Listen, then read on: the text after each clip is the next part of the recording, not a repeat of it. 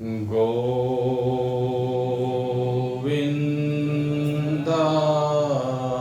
नमो नमः। श्रीकृष्णाय नमो नमः। नारायणाय नमोस्तुते।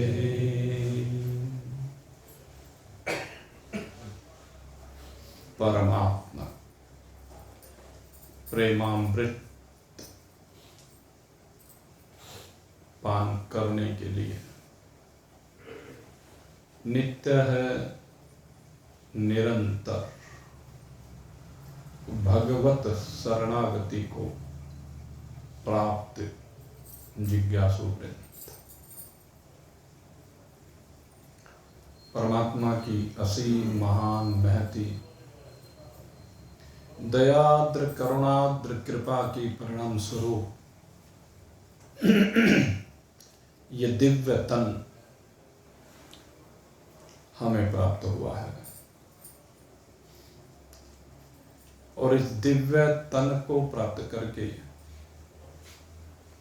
हम उस दिव्य परमात्मा की ओर निरंतर अग्रसर हो रहे हैं।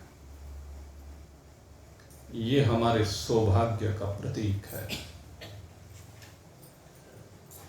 कि हमने इस शरीर की उपयोगिता को समझा है और इसकी उपयोगिता को समझ करके हम इस शरीर का जो सबसे श्रेष्ठ करने योग्य कार्य है वह कर रहे हैं। हो सकता है इससे पहले भी न जाने कितनी बार ये शरीर हमने प्राप्त किया हो, लेकिन उन शरीरों में हम उसकी उपयोगिता को ना समझ करके अपने स्वरूप की ओर नहीं बढ़ पाए। हीरे जैसा शरीर प्राप्त करके, क्योंकि संसार की जितनी बहुमूल्य धातुएं हैं या वस्तुएं हैं उनमें हीरे को बेहद कीमती माना जाता है, सबसे कीमती कह लीजिए। इसलिए इस शरीर को उससे भी अधिक कीमती मान करके हीरे से तुलना की जाती है कि पहले भी इन शरीरों को प्राप्त करके हमने यूं ही व्यर्थ गंवा दिया, इस हीरा से तन को व्यर्थ गंवा दिया। और किसके लिए व्यर्थ गंवाया? कहते संसार के विषयों के लिए, संसार के उन पदार्थों के लिए जो नश्वर हैं, अनित्य हैं, विनाशी हैं। उन शरीरों में हमने इसकी उपयोगिता को नहीं समझा। आज भी अधिकांश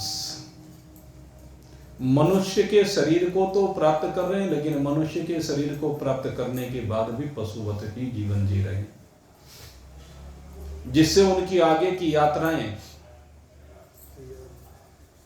आगे पतन की ओर होंगी। लेकिन आप निश्चित रूप से सौभाग्यशाली हैं कि आपकी यात्रा पतन की ओर नहीं, उत्थान की ओर हो रही है। आपने इस शरीर की उपयोगिता को भली प्रकार से अनुभव किया है, उनसे विलग अपने आप को आप खड़ा कर रहे हैं, अनुभव कर रहे हैं। ये सौभाग्य का ही प्रतीक है। और वो तो भाई जीवन को गंवा रहे हैं, उनको गंवाने दें, उनकी ओर ना देखें। क्योंकि अगर यदि हम उनकी ओर देखने लगते हैं तो एक बड़प्पन का अनुभव होने लगता है, एक श्रेष्ठता का अनुभव होने लगता है, उनसे ऊंचेपन का अनुभव होना लगता है और वह अहंकार का प्रतीक है। जो योगी होता है,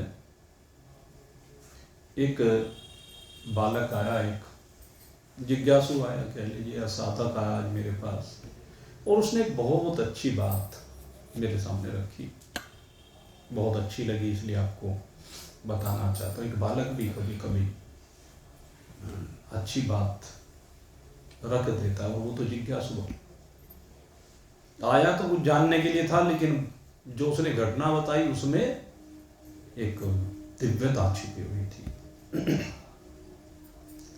कहने लगे जी मैं आज एक व्यक्ति के पास गया,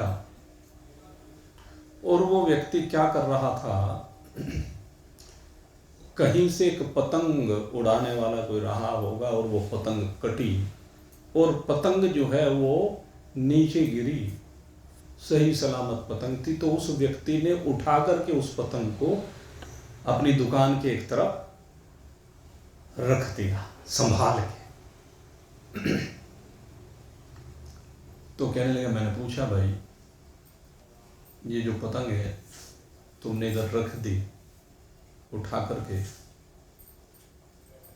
बचपन में पतंग उड़ाई है? के लिए बहुत उड़ाई है, बड़ा शौक था पतंग उड़ाने का, और फिर आज क्यों रख दी? कहने लगे कोई आएगा उसको दे देंगे। अब इसकी उपयोगिता समाप्त हो गई। कहते बस इसी का नाम योग है, इसी का नाम योग है। हम बालक हैं कब तक? जब तक हम संसार में पतंगों को उड़ा रहे हैं, जब तक संसार में विषयों की ओर आकृष्ट हो रहे हैं, बड़ी उपयोगिता उनकी लग रही है। हमें समझना चाहिए, जिस दिन उन विषयों को उठाकर पतंग की तरह से एक तरफ रख देंगे, समझ लिए उस दिन योग सिद्ध हो गया। ये योग की सिद्धि का लक्षण है। संसार के काम में जितनी भी वस्तुएं आने वाली हैं, हमारे काम में संसार की जितनी वस्तुएं आती हैं, यह संसार के काम में आती हैं।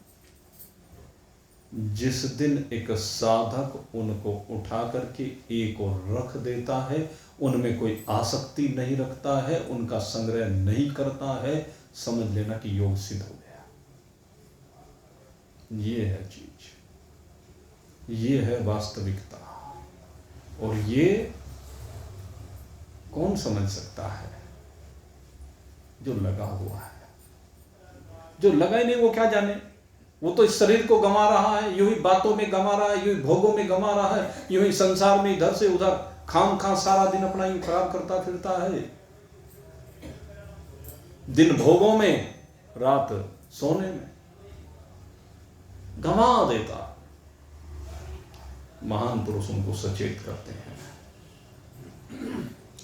तूने हीरा सा जन्म गंवायो रे, भजन बिनु बावरे।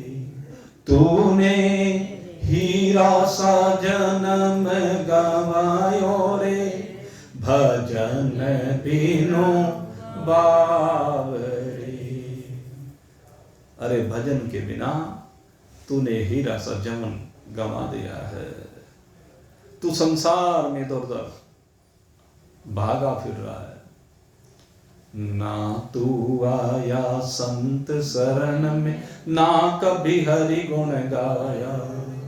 ना तू आया संत शरण में, ना कभी हरि गुण गाया। पुछ पुछ मरा बैल की नाई, पुछ पुछ मरा बैल की नाई। सो रयो उठ खायो, भजन बिनु बावरे।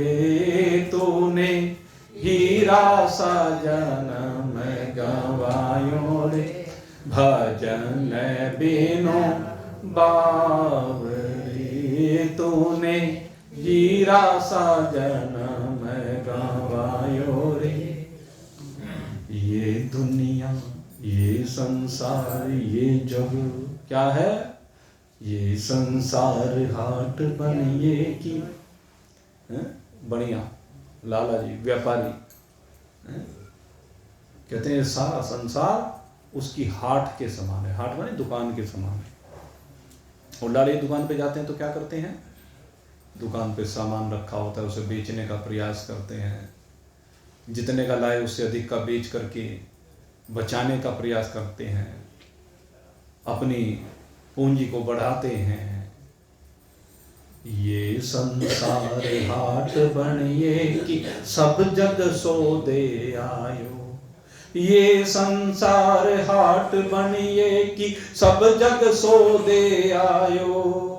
चातुर माल चोगना कीनो, चातुर माल चोगना कीनो, मूरख मूल गवायो। भजन बिनु बावरे तोने, हीरा सजन गवायो। चातुर माल चोगना कीनो, जो पूंजी आप लेकर के आए हैं उसको बढ़ानी है।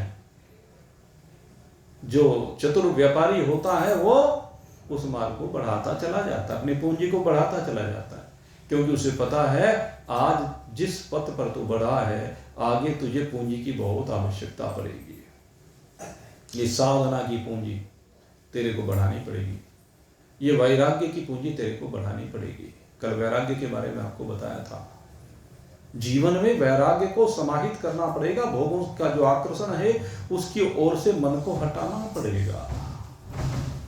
असली पूंजी ये है साधक की। तो इस पूंजी को बढ़ाइए, चिपकाव को हटाइए, आसक्ति से दूर भागिए।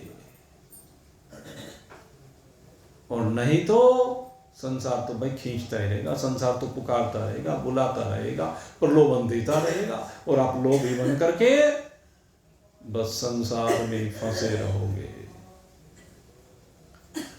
ये संसार फूल संभल का, ये संसार फूल संभल का, सुवा देख लुभाया। संभल का फूल देखा है? जब वो लगता है ना बड़ा सुंदर लगता है, इतना सुंदर दिखाई देता है। एक बार हमने वृक्ष पे देखा, हमारे ऋषिकेश आश्रम के सामने लगा हुआ था, बहुत सुंदर लगता था। किसी ने मुझे बताया ये जो गुरुजी जो संभल का फूल कहते हैं ये है, देखो खिला हुआ था, बड़ा एक एक फूल बड़ा सुंदर लग रहा था। उसको देखा, बड़ा सुंदर लगता है। सबको ही लगता है संसार सुंदर, लेकिन होता क्या है? ये संसार फूल संभल का, सुवा देख लुभाया। मारी चोंच जो निकली रोई, मारी चोंच जो निकली रोई, सिर धोन धोन पछतायो। भजन बिनु बावरे तूने, हीरा सा जन्म गवायो रे। भजन बिनु बावरे। क्या हुआ? सुए ने, तोते ने चोंच मारी, और चोंच जैसे मारी उसमें तो रुई थी, कपास थी, तो उसमें अब क्या वो उसके धागे से निकल गए और उसकी चोंच फंस गई। अब वो कैसे निकाले? तो ठीक इसी प्रकार से कहते हैं इस संसार में हम फंसे पड़े हैं। इस संसार को भोगने के लिए जब हम इसमें चोंच मारते हैं, इसमें इस तन को लगाते हैं, तो कहते हैं बस अनेक प्रकार के धागे निकल आते हैं, अनेक प्रकार की बेड़ियां निकल आती हैं, और वो बेड़ियां इसको बांध लेती हैं। क्योंकि ये संसार ऐसा ही है।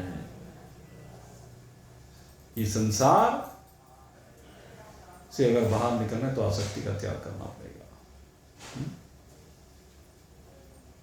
ये संसार माया का लोभी, ये संसार माया का लोभी, ममता महल चिनायो। ये संसार माया का लोभी, ममता महल चिनायो। ममता का महल तैयार हो गया, तेरे मेरे का महल तैयार हो गया, और उसमें भर रहा है कंकड़ पत्थर, जोड़ जोड़ के कंकड़ पत्थर भर लिए हैं। लेकिन कहत कबीर सुनो भई साधो, अंत सिर धुन धुन पछतायो, भजन बिनु बावरे, तूने हीरा सजन में गवायो रे, भजन बिनु बावरे। तो भाई उन बावरों को देखिए, और उन बावरों को देखना जब शुरू करोगे तो वैराग्य होता चला जाएगा, और इसका अभ्यास बनाना पड़ेगा। कैसा अभ्यास बनेगा? दो चीजों का ख्याल करना पड़ेगा। एक तो जहां आपको लगे कि यह संसार फंसा हुआ, वहां मुझे नहीं फंसना। हम संसार को तो कहते थे तू यहां फंसा है, तू यहां फंसा है, तू यहां फंसा हुआ है, और अपने आप को देखते नहीं कि तू भी वहीं फंसा हुआ है। तो साधक के लिए सबसे जरूरी है कि उसे उसमें नहीं फंसना, पहली बात यह है। और दूसरी बात, सदा ध्यान भगवान का रखना है। यही भगवान का ध्यान जो निरंतर रखना, कर से कर्म करो विद नाना, पर ध्यान रहे जहां।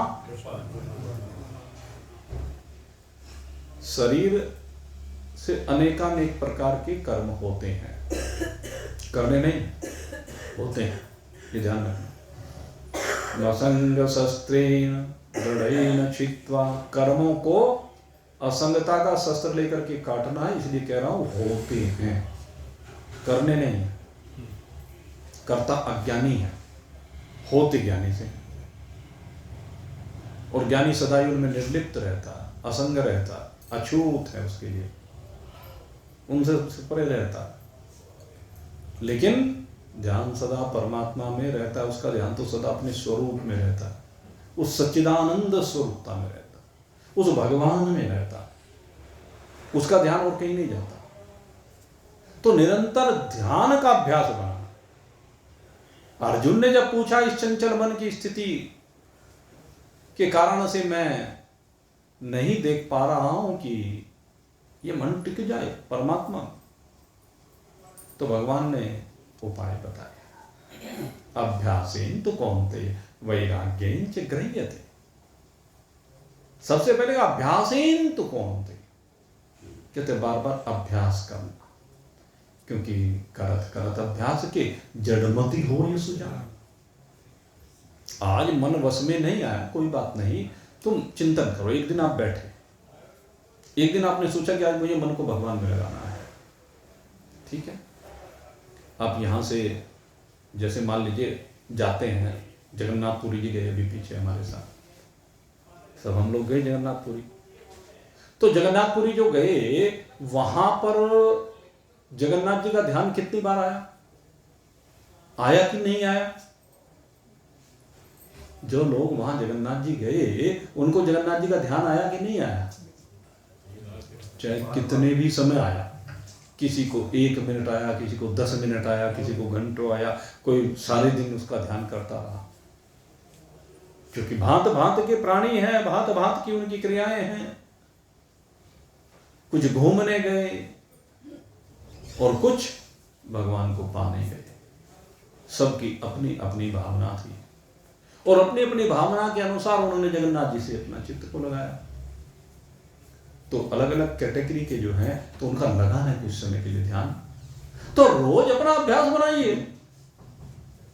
और कहते हैं जब आप अभ्यास को बनाओगे, ठीक है, पहले दिन आपका 1 मिनट के लिए लगा, बड़ी अच्छी बात है। इसे नेगेटिविटी भी मत लेकर जाओ कि मेरा ध्यान आज केवल 1 मिनट लगा, भगवान का स्मरण में 1 मिनट कर पाया, 1 मिनट भगवान के साथ मेरे तार जुड़े। नेगेटिविटी नहीं, पॉजिटिविटी।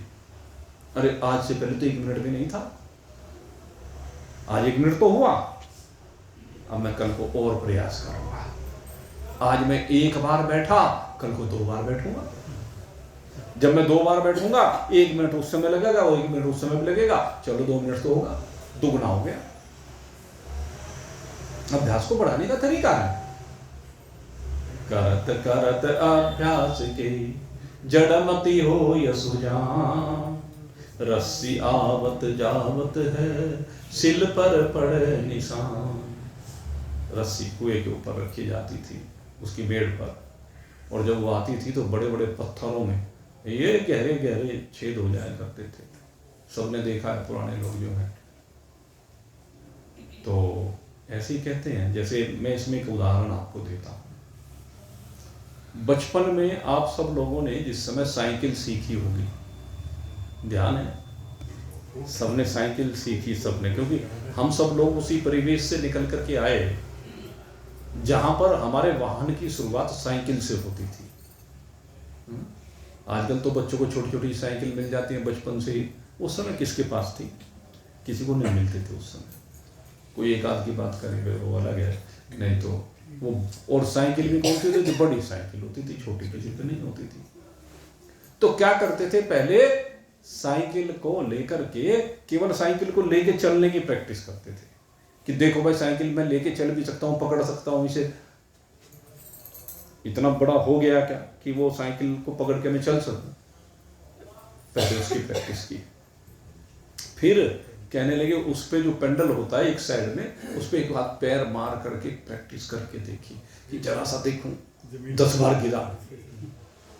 फिर धीरे धीरे वो जब पेंडल पे पैर स्थिर होने लगा और बहुत ध्यान से, फिर वो क्या किया कि कैंची चलाई। एक पैर उधर अंदर, एक पैर उधर, दोनों हाथ से हैंडल, और सामने, और घंटी बस सब पे ध्यान, इधर भी ध्यान उधर भी ध्यान, कहीं किसी के लग ना जाए। सामने दिखे तो बहुत दूर से ब्रेक लगा दे, जोर से ब्रेक लगा दे। रोकना नहीं जानता तो टक्कर मार दे। सबके साथ ही घटनाएं हुई। धीरे धीरे देख लिया उसकी तरफ हैंडल हो जाता। तो धीरे धीरे वो अभ्यास आगे बढ़ा, और अभ्यास बढ़ते बढ़ते फिर क्या हुआ, गद्दी पे बैठने की प्रैक्टिस की। और गद्दी पे बैठ करके फिर उचक उचक के, चूंकि उस गद्दी पे बैठ के पेंडल लगते नहीं थे, तो कभी इधर को झटका मारे, कभी इधर को झटका मारे। पीछे बढ़िया तो पकड़ के रखना, कोई दोस्त हो, कोई परिवार वाला हो, भाई हो बड़ा, ज्यादातर बड़े भाई सिखाया करते थे पहले। तू चिंता मत कर, तू चला बस सामने ध्यान रख। वो बार बार समझा दृष्टि सामने, लेकिन वो बार बार फिर पीछे।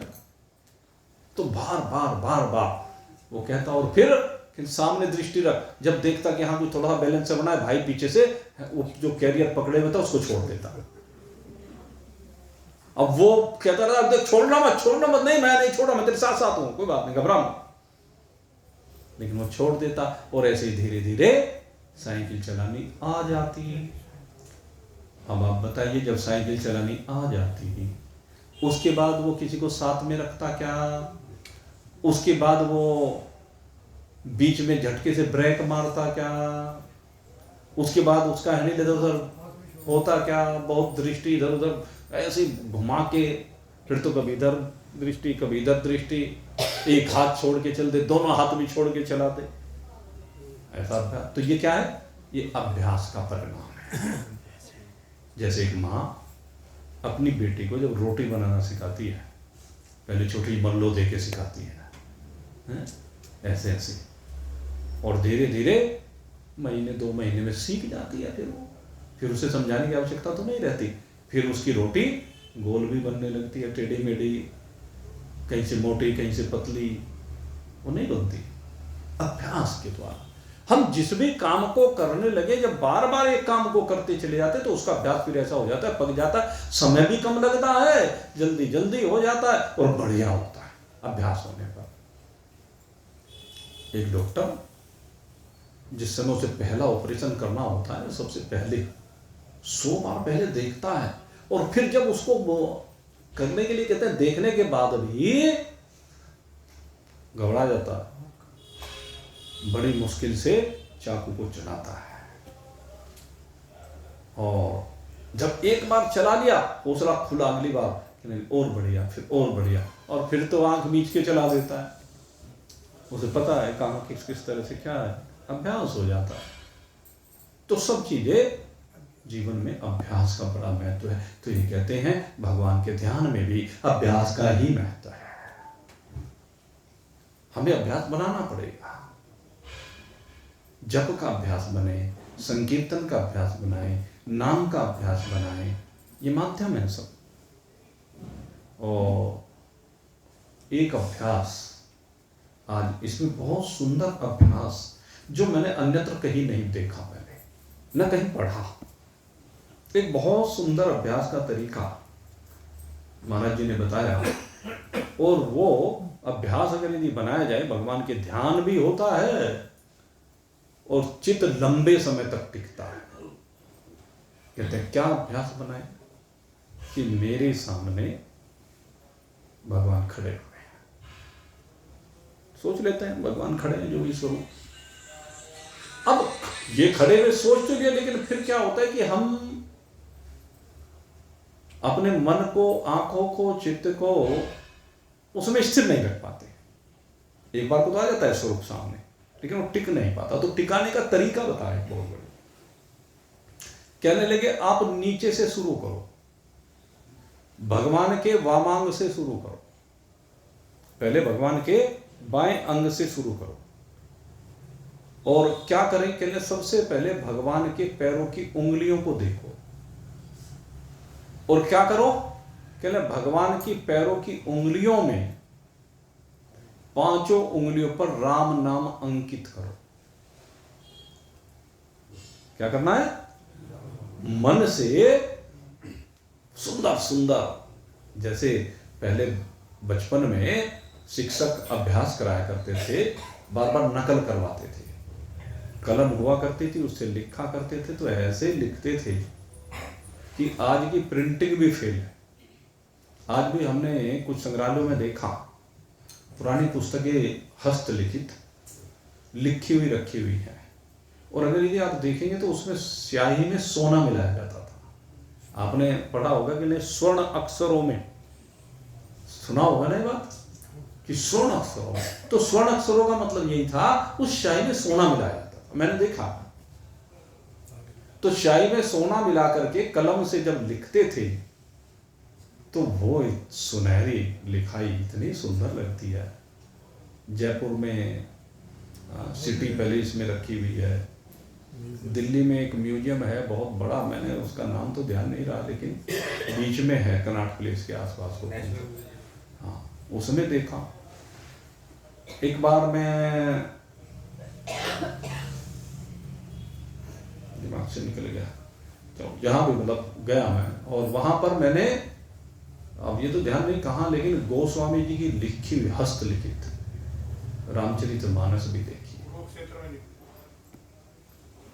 कुरुक्षेत्र में तो नहीं है शायद, वो तो गीता जी नहीं, रामचरितमानस हो सकता है। तो कुरुक्षेत्र में म्यूजियम बहुत बढ़िया बने हुए हैं, तो म्यूजियम है वो ब्रह्म सरोवर है जो भी, तो बड़े सुंदर लगते हैं। तो आप जब भगवान के चरण कमलों को देखें, उनकी उंगलियों पर ध्यान केंद्रित करें सबसे पहले, और अंगुलियों पर ध्यान केंद्रित करके भगवान की ये अंगुलियां कितनी सुंदर हैं, कितनी कोमल हैं, कितनी मुलायम हैं, इन पर बड़े प्रेम के साथ,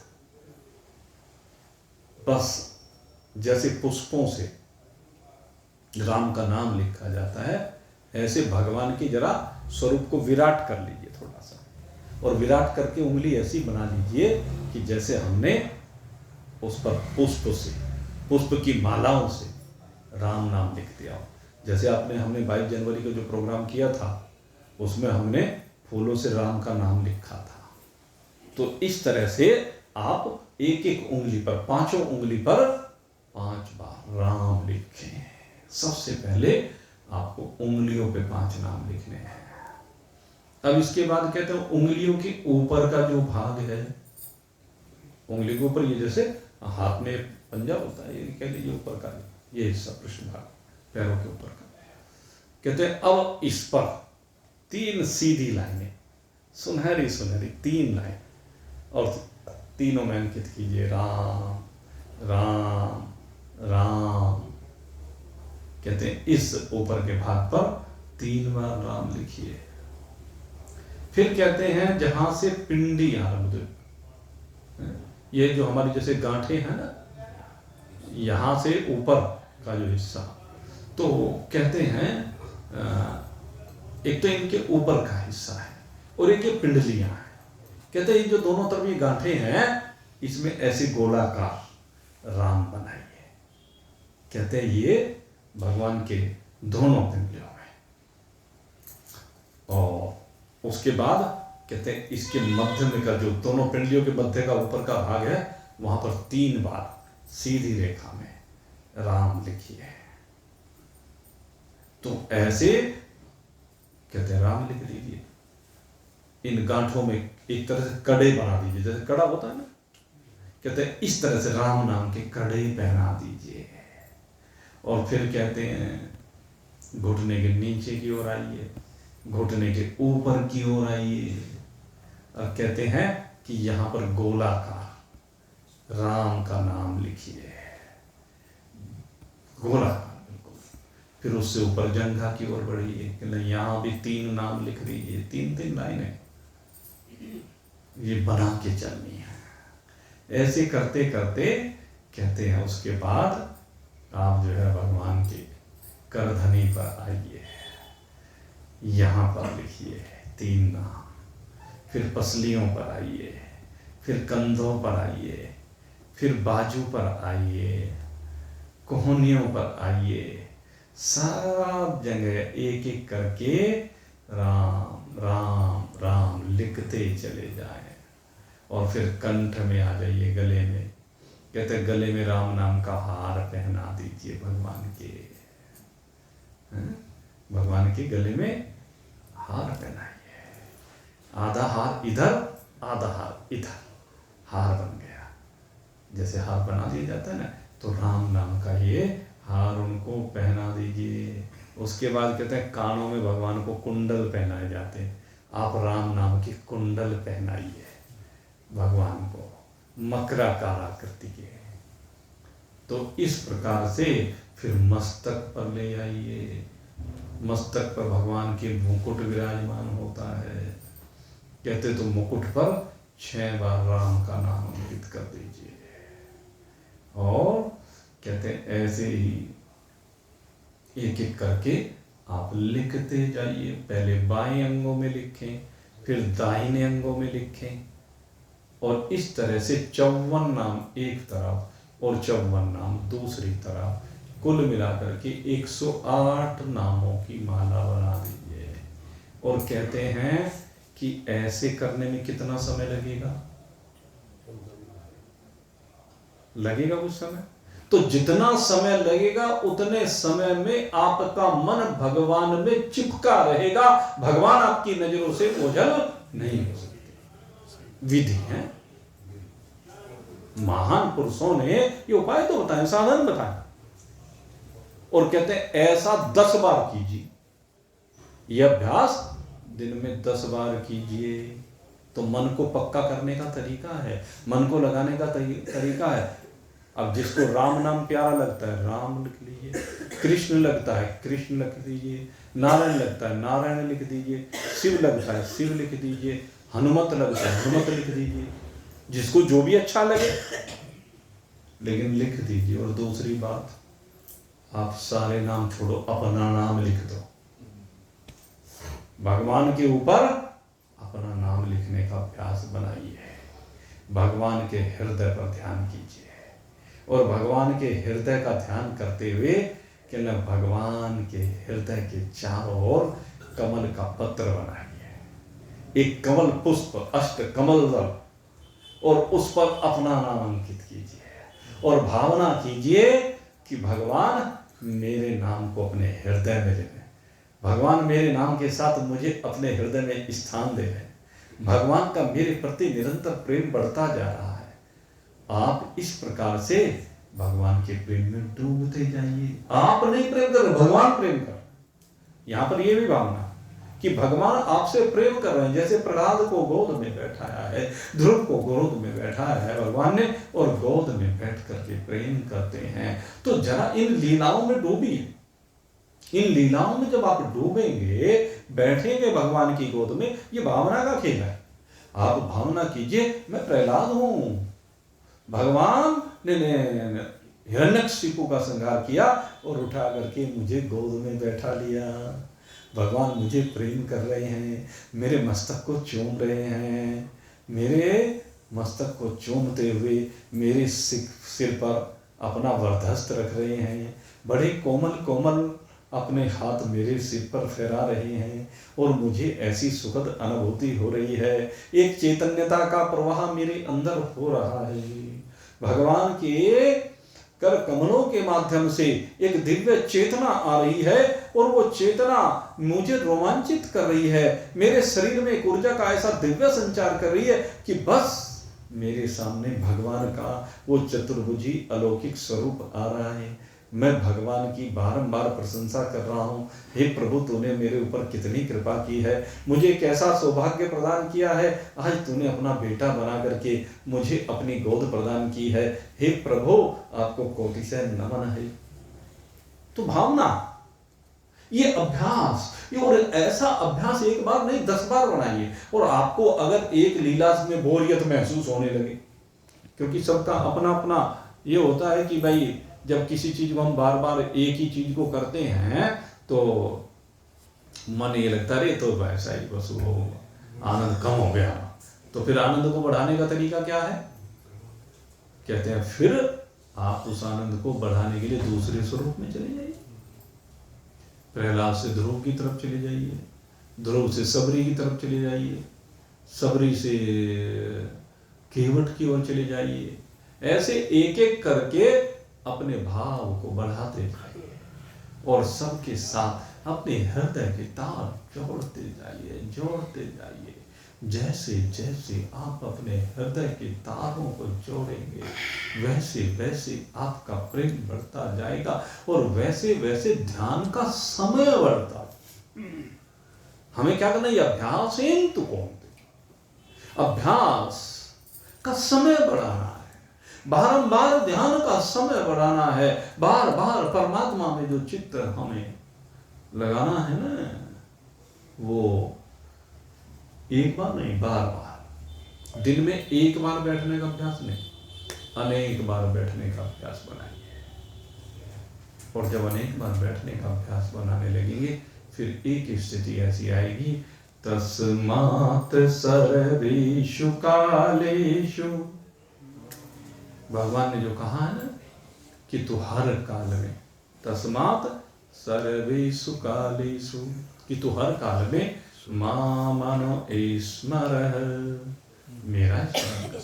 भगवान कहते हैं हर काल में। तो ये अभ्यास जब बार बार आप करेंगे तो समय अपना बढ़ता चला जाएगा। और फिर एक स्थिति ऐसी आएगी, मान लीजिए आप सोचिए आप 1 घंटे के लिए यहाँ बैठते हैं और 1 घंटे के लिए जो यहाँ पर सत्संग का आप श्रवण करते हैं, आप 1 घंटे तक यहाँ भगवान के प्रेम में डूबे रहते हैं, उसका खुमार कब तक रहता है? कुछ ऐसे हैं जो वास्तव में डूबते हैं भगवान के प्रेम में, तो उसका खुमार चढ़ा रहता है, घंटों चढ़ा रहता है। और जिनको घंटों खुमार चढ़ा रहता है वो 1 घंटे बाद फिर से अभ्यास करो। जब हमने एक बार जो आपको ये सिस्टम बताया 108 नाम भगवान के लिखने का शरीर के ऊपर, तो इससे क्या होगा? 1 घंटे बाद फिर से अभ्यास कर लो। तो उसका जो खुमार है, पहले का खुमार 1 घंटे तक चढ़ा रहा या 2 घंटे तक चढ़ा रहा, जब वो खुमार उतरे फिर उसका खुमार उतरे फिर से, तो यह तस्मात् सर्वेषु कालेषु मामनो स्मरः मयि अर्पित मनोरबुद्धि मामेव संशय। इसमें जरा भी संशय नहीं है कि वो मुझी को प्राप्त होगा, वो मेरा ही स्वरूप है, मुझसे भिन्न नहीं है। तो अभ्यास और वैराग्य, ये 2 चीजें ऐसी हैं जिनके द्वारा भगवान कह रहे हैं कि मन सहज वश में आ गया। बनाओ तो सही अभ्यास।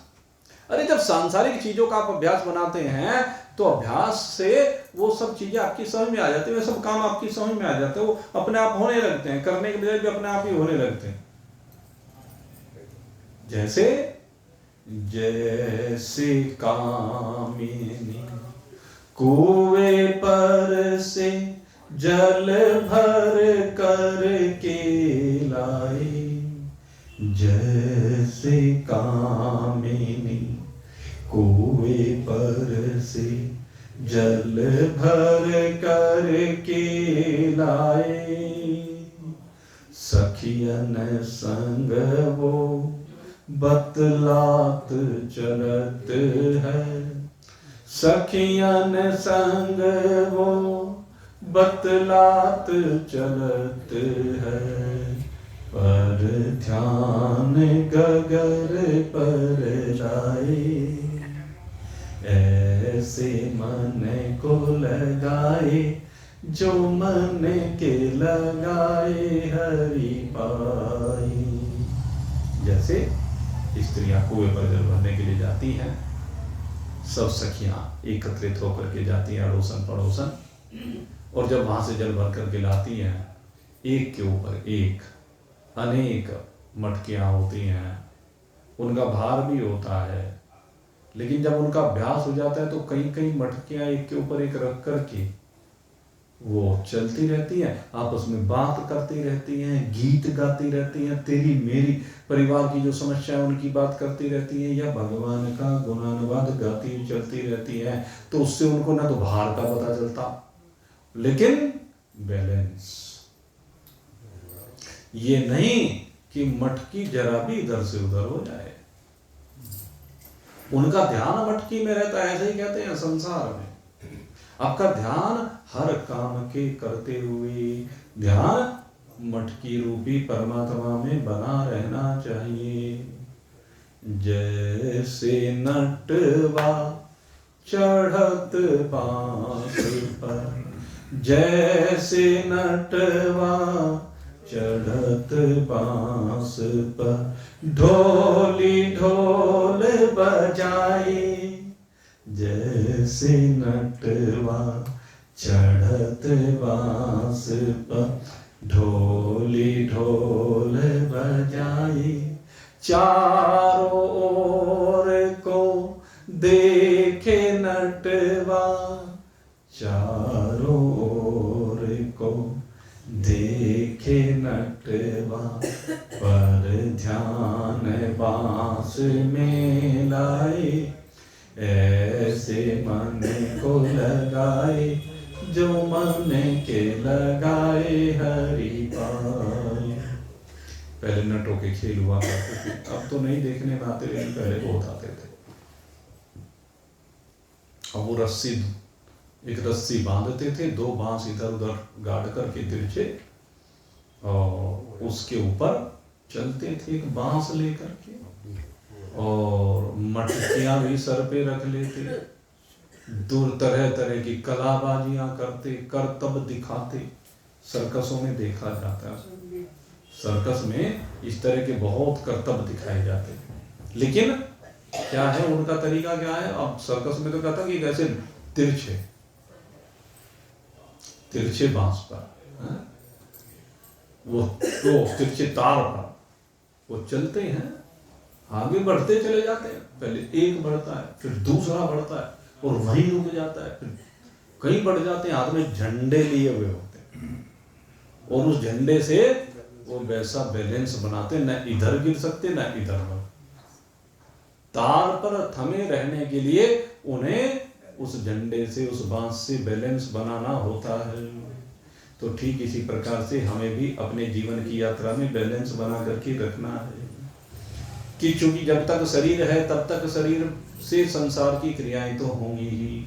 नहीं कश्चित् क्षणमपि जातु तिष्ठति अक्रम कृत अक्रम कृत, क्योंकि अकर्म वाली अवस्था, अकर्म मन से तो हो सकता है, लेकिन तन से कभी भी अकर्म वाली स्थिति को प्राप्त नहीं हो सकता। कर्म होगा ही, तो जब होना ही है होने दो।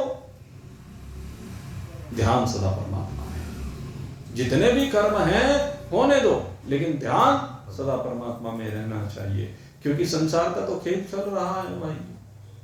अब इस संसार के खेल में चिपको मत, बस असली बात यह है। अगर चिपक जाओगे तो फंस जाओगे, इसलिए चिपकना नहीं है, किनारे पर बैठ करके जल पीना है। अगर यदि अंदर घुसोगे जल में, डूब भी सकते हैं, गंदगी भी लग सकती है, कीचड़ भी लग सकती है। तो अगर कीचड़ से बच कर के रहना है, जल लेना है, तो किनारे पर बैठ कर के जल को ग्रहण कर लो। ऐसे ही संसार में किनारे पर बैठ करके सारे काम करते रहो, ध्यान के साथ, परमात्मा का ध्यान रखते हुए, अपने लक्ष्य पर ध्यान रखते हुए। मंजिल दिखाई देनी चाहिए, तो संसार में चिपकोगे नहीं, और नहीं तो भाई फंसे रहोगे। बुढ़ापे तक भी आदमी फंसा रहता है, निकल के नहीं देता। इसलिए जरूरी है निकलना। ये जितने भी दृष्टांत दिए जाते हैं, इनसे ये समझना है कि जब ये कर सकते हैं, हम क्यों नहीं। तरीके हैं।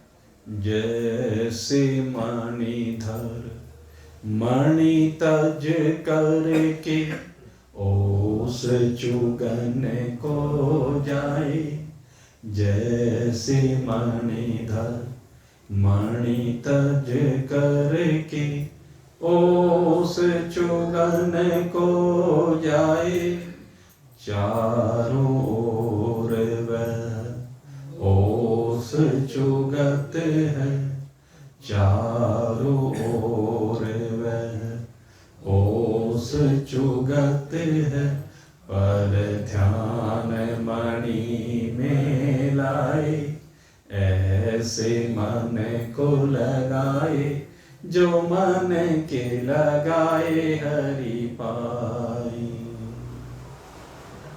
मणिधर को देख लीजिए, जिसके पास मणि आ जाती है वो सर, कहते हैं प्रातः काल जब ओस चुगने जाता है तो कितनी भी कहीं भी ओस चुगे, लेकिन ध्यान वहीं पर रहता। अपने बिले में जो मणि रखा है, कोई आके उठा ना ले, क्योंकि वो बड़ी कीमती मणि होती है। ऐसे ही हमारा भी ध्यान संसार में, हम सारे दिन कहीं भी घूमे फिरे, लेकिन ध्यान सदा परमात्मा में रहे। पहली तो बात यह है कि इस भाग दौड़ को कम करो, इस भाग दौड़ से बचो। जितना ज्यादा बच सकते हो उतना ही फंसाव कम होगा, और जितने ज्यादा करोगे उतने फंसोगे। कोयले की दलाली में हाथ काले होंगे ही। इसलिए अरे अब रिटायरमेंट होने के बाद अब फंसे रहने की कहाँ आवश्यकता। बैठ के 2 घड़ी जरा भगवान का भजन करो, उसमें दिमाग लगाओ। आगे यात्रा जल्दी पूरी होने वाली है, इस तरफ सोचो। इसलिए हर समय बस उसमें दिमाग लगाओ, हर काम को करते हुए। तन दुनिया में रहे भले, तन दुनिया में रहे भले, मन हरि चरण ध्याए। तन दुनिया में रहे भले, मन हरि चरण ध्याए। कहत कबीर सुनो भाई साधु, सहज मुक्ति को पाए। ऐसे मन को लगाए, जो मन के लगाए हरि पाए। तो इस प्रकार से भगवान ने अर्जुन को समझाया है अभ्यास और ज्ञान। लेकिन उसके बाद भी अर्जुन के मन में संशय है। कहते हैं प्रभु आप जो कहते हैं वो सब ठीक है, लेकिन एक बात बताइए। कहते हैं जो प्रयास तो कर रहा है लेकिन फिर भी मन टिका नहीं, और जयराम जी की होगी नहीं, उसका क्या होगा? तो कल आपके सामने इस प्रश्न को रखा जाएगा। बहुत सुंदर प्रश्न है। अगर साधना पूरी नहीं हुई और यात्रा बीच में पूरी हो गई शरीर की, तो उस स्थिति में क्या होता? अब यहाँ से बहुत संशयों की निवृत्ति, क्योंकि जो भी गति के संदर्भ में संशय होते हैं, भगवान ने अब यहाँ उन संशयों का निवारण किया। तो कल से इस चर्चा को उस दिशा में लेकर के चलेंगे। आप सभी का बहुत बहुत धन्यवाद करते हुए यहीं पर अब कथा को आज की विश्राम दे रहे हैं। बोलिए सच्चिदानंद भगवान की जय।